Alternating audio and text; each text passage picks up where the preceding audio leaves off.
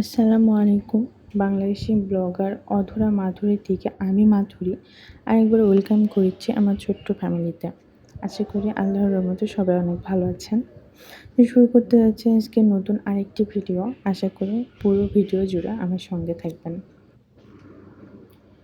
এখন বাজে রাত 11টা আর এই সময় নিয়ে আসছে অনেকগুলো ছোটো মাছ। আমি ছোটো মাছ খেতে ভীষণ ভালোবাসি, কিন্তু মাছটা কুটতে আমার ভীষণ কষ্ট হয়। তো এখন সে পেয়েছে তাই নিয়ে চলে আসছে, যেহেতু আমি খেতে অনেক ভালোবাসি। আর সবসময় এরকম টাটকা ছোটো মাছ পাওয়াও যায় না, কিন্তু এত রাত্রে মাছগুলো কোটা পরিষ্কার করা আমার জন্য খুবই অসম্ভব ছিল। এজন্য আমি ফ্রিজে রেখে দিয়েছিলাম। পরে সকালের কাজকর্ম সমস্ত কিছু শেষ করে আমি মাছগুলোকে কাটতে বসে গিয়েছি।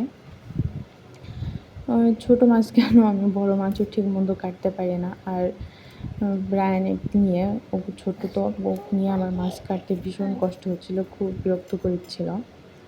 এই মাছগুলো অবশ্য নষ্ট হয়নি, মানে খুব শক্ত হয়নি, আবার খুব নরম হয়ে গেছে এরকমটাও নয়, বেশ পারফেক্ট ছিল। আমারও কাটতে বেশ সুবিধাই হয়েছে। আসলে ছোটোবেলা থেকে কখনো বাড়িতে মাছ কাটা, মুরগি কাটা কোনো কিছুই আমাকে করতে হয়নি।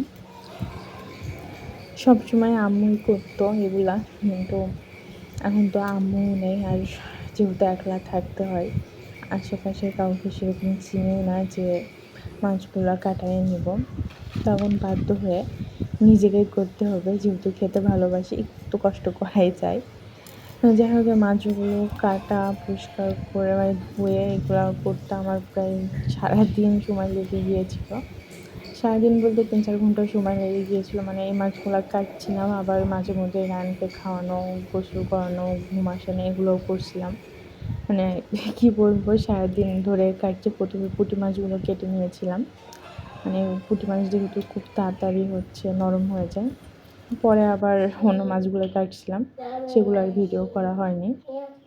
ভিডিওটি ভালো লাগলে অবশ্যই চ্যানেলটি সাবস্ক্রাইব করে পাশে থাকবেন। এতক্ষণ আমার সঙ্গে থাকার জন্য অসংখ্য ধন্যবাদ। আল্লাহ হাফেজ।